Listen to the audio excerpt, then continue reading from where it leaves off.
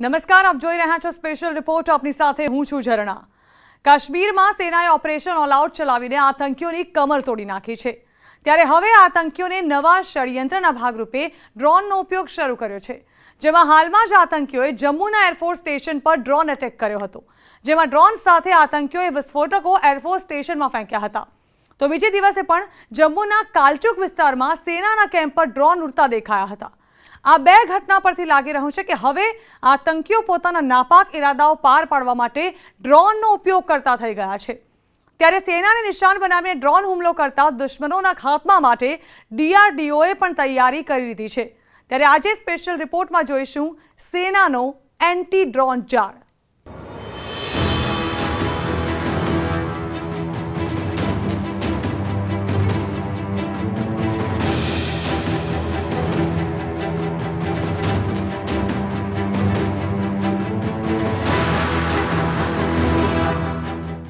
Jammu air force station પર થયેલા drone attack પછી એ સ્પષ્ટ થઈ ગયું છે કે ભારતીય સેનાએ આવા ડ્રોન અટેકથી બચવા માટે હવે તૈયારી કરી લેવી જોઈએ. હાલ જ્યારે દુનિયા પર ડ્રોન યુદ્ધનો ખતરો તોડાઈ રહ્યો છે, ત્યારે આવા હુમલાથી માત્ર એન્ટી ડ્રોન સિસ્ટમ જ બચાવી શકે તેમ છે.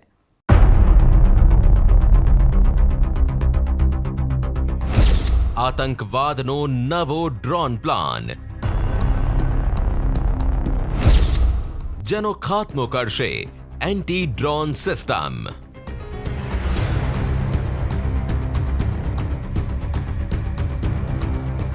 જમ્મુના એરફોર્સ સ્ટેશન પર થયેલા ડ્રોન અટેક પછી દેશભરમાં એન્ટી ડ્રોન સિસ્ટમ પર ચર્ચા તેજ થઈ ગઈ છે.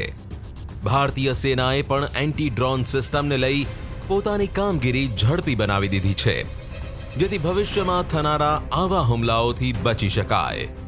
एंटी ड्रोन सिस्टम एवी टेक्नोलॉजी છે જે ડ્રોનથી થતા હુમલાઓને રોકી શકે છે. भविष्य में ड्रोन एक बहुत महत्वपूर्ण वेपन सिस्टम के रूप में उभरेगा. अज़रबैजान और आर्मेनिया में ड्रोन्स का बहुत ही हेविली इस्तेमाल हुआ था और ज़मीनी स्तर पे उसका प्रभाव बहुत ही भयंकर देखने को आया है. इज़राइल भी ड्रोन्स का इस्तेमाल करता है, हमास के खिलाफ पैलेस्टीन में इस्तेमाल करता है और बहुत ही कारगर ये साबित हुआ है. तो भविष्य में drone as a weapon system, एक वेपन सिस्टम के रूप में, एक बहुत ही भयंकर वेपन सिस्टम के रूप में उभरेगा. और इसी परिप्रेक्ष्य में मैं ये कहना चाहता हूँ कि वक्त का तकाजा है कि हम लोग हिंदुस्तान एक इस drone as a weapon system को डेवलप करें. आज की तारीख में हमारे पास ये वेपन सिस्टम जिस स्वरूप में होना चाहिए, जिस रूप में होना चाहिए, वो नहीं है. और यही कारण है कि पाकिस्तान के ड्रोन्स हमारा एयर स्पेस को छेद करके हमारे अंदर 14 किलोमीटर अंदर आ गए और जम्मू एयरबेस को उन्होंने टारगेट किया. શું છે anti drone system?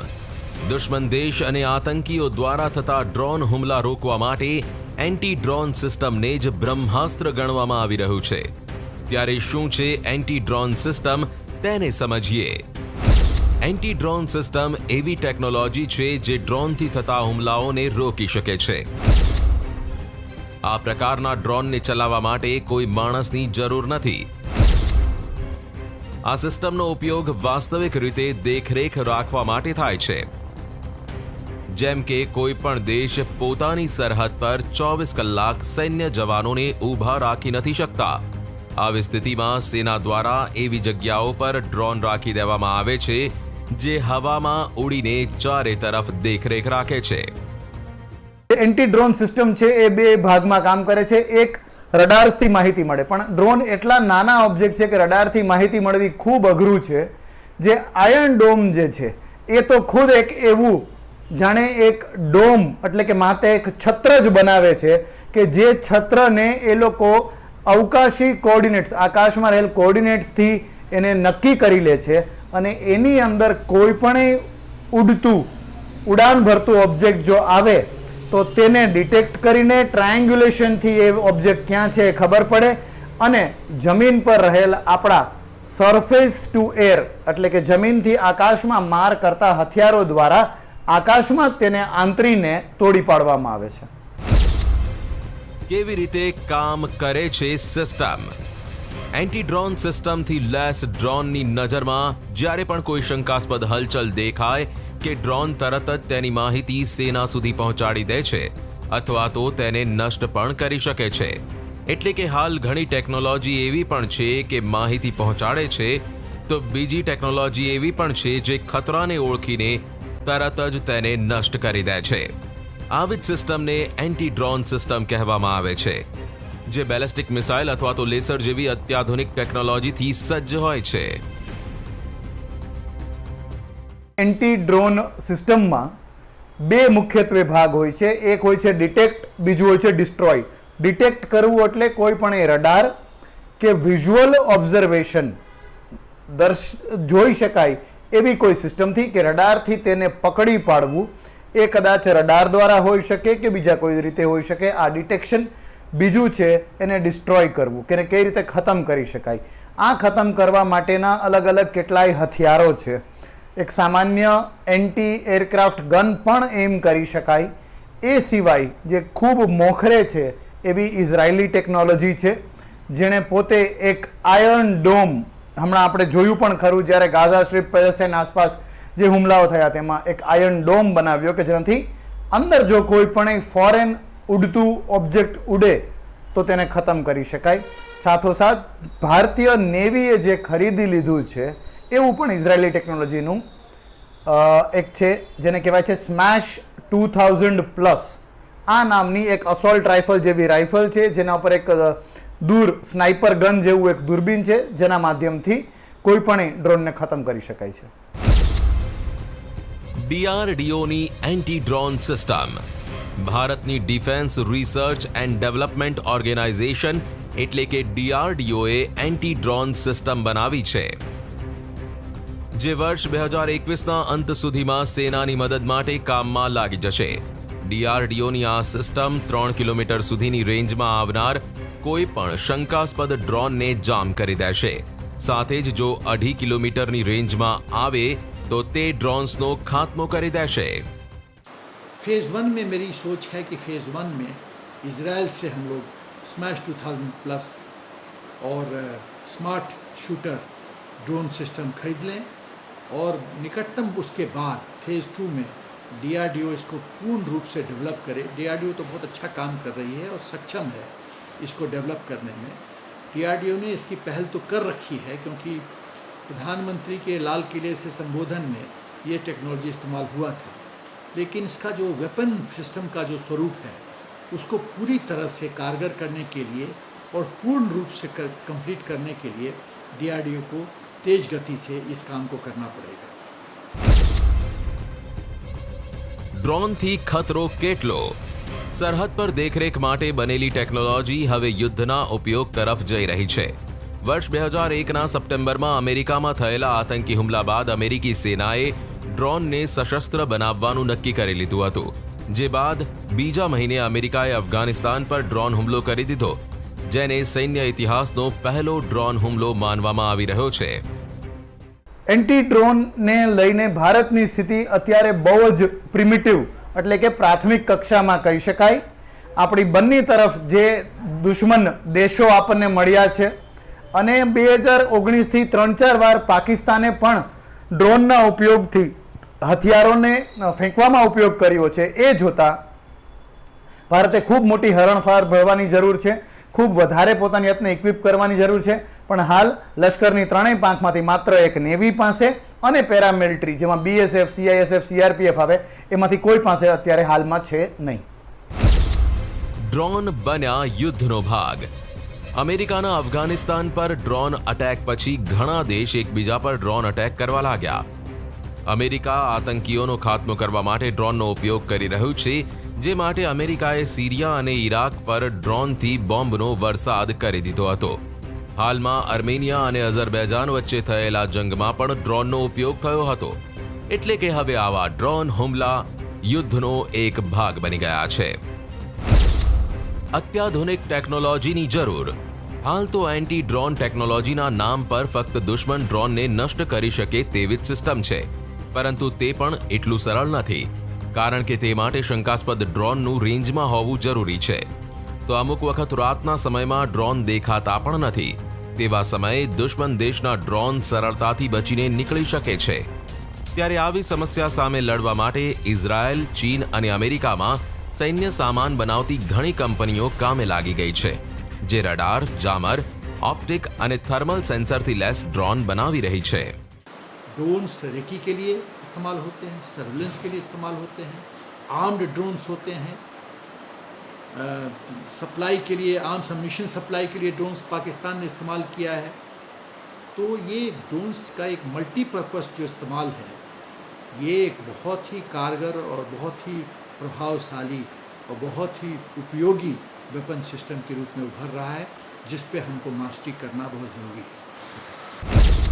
ઇઝરાયલની drone dome system.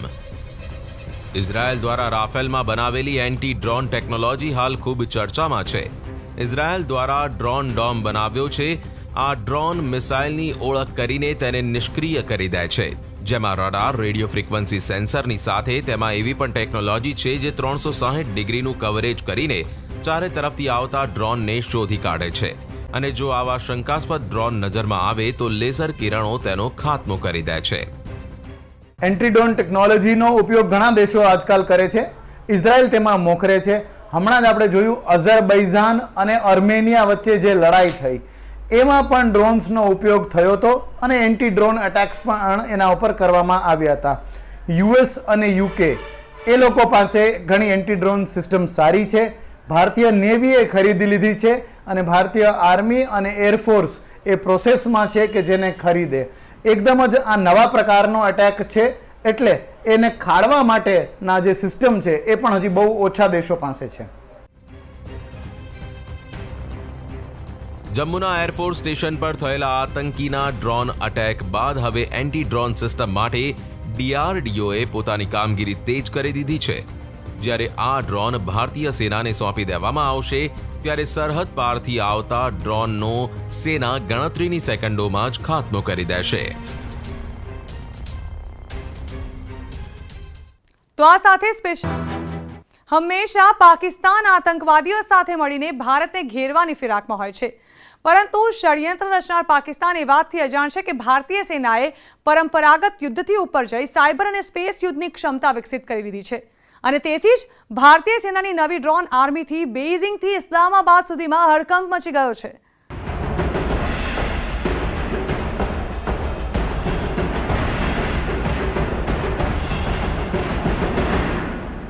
દુશ્મનનો કાળ બનશે ડ્રોન જાળ.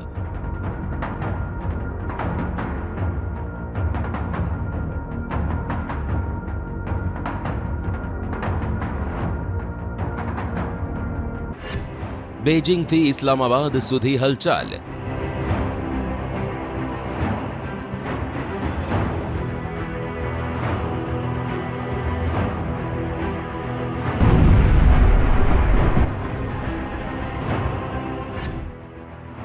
ભારતના ડ્રોન વ્યૂહથી સનસની.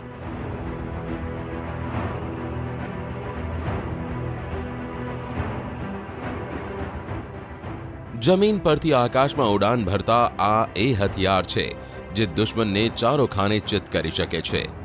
મધમાખીની જેમ એક સાથે આકાશમાં ઉડી દુશ્મનના કિલ્લામાં સેંધ લગાવી શકે છે. આ એ હથિયાર છે જે માત્ર સરહદ પર નજર નથી રાખી રહ્યા, પરંતુ તક મળતા જ યોદ્ધાની જેમ આક્રમણ કરી જીતનો પરચમ લહેરાવી શકે છે.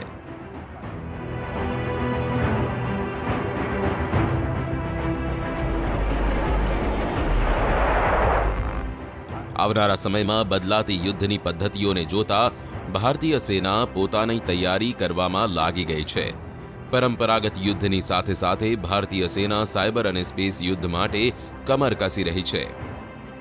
અને આ જ તૈયારીઓનું પરિણામ છે આ ડ્રોન આર્મી.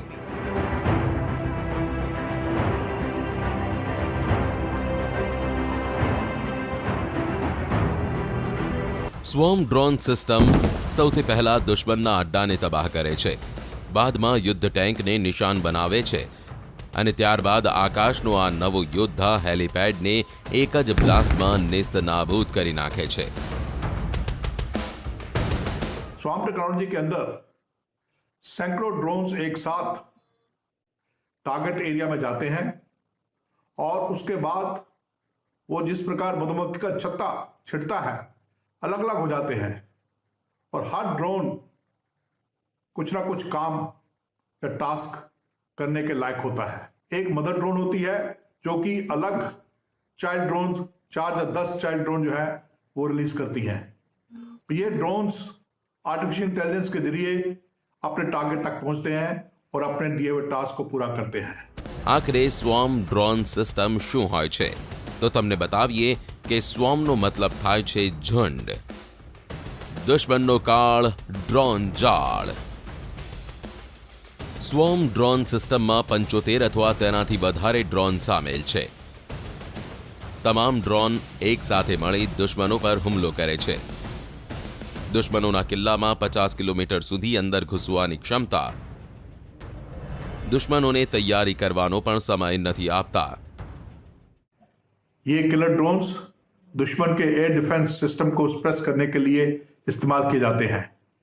इससे अपने हवाई जहाज या अपने पायलट को किसी प्रकार का कोई खतरा नहीं होता है और इन्हें टारगेट से काफी दूर रिलीज किया जा सकता है।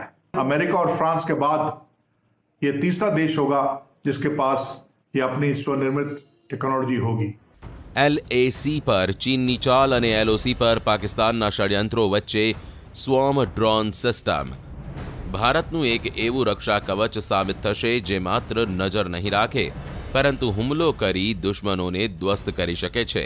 એટલું જ નહીં, પર્વતીય વિસ્તારોમાં ભારતની આ ડ્રોન આર્મી દુશ્મન પર કેર બની શકે છે। દુર્ગમ વિસ્તારોમાં ભારતની રણનીતિને ધાર આપી શકે છે। સ્વોર્મ ડ્રોનથી હથિયાર મોકલી શકાય છે। દુર્ગમ અને પહાડી વિસ્તારોમાં જવાનોને મદદ મળી શકે છે। 75 ડ્રોન એક વખત 600 કિલો વજન ઉઠાવી શકે છે।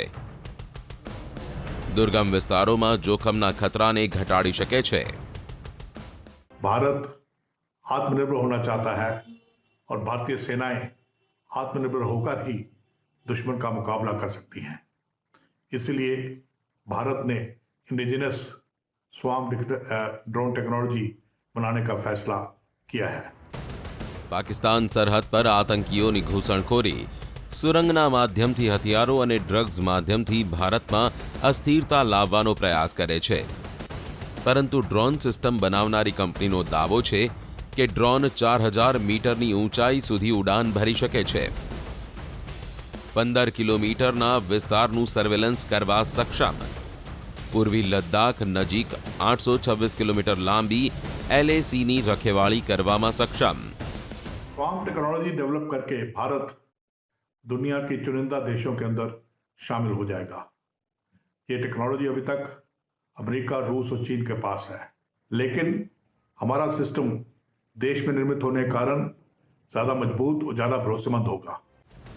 અમેરિકા, રશિયા અને ચીન બાદ ભારત ચોથો એવો દેશ છે જેની પાસે સ્વોર્મ ડ્રોન સિસ્ટમ છે। કદાચ એ જ કારણ છે કે ચીન અને પાકિસ્તાનમાં હલચલ મચી છે। ભારતને ઘેરવાની રણનીતિ બનાવતા બંને દેશ હવે ભારતની આ નવી ડ્રોન આર્મીથી દહેશતમાં છે।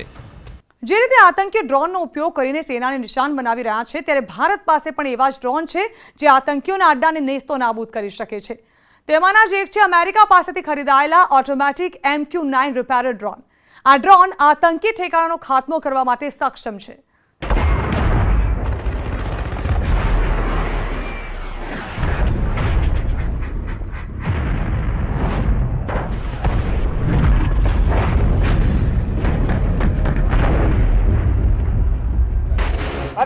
मिशन तैयार कर।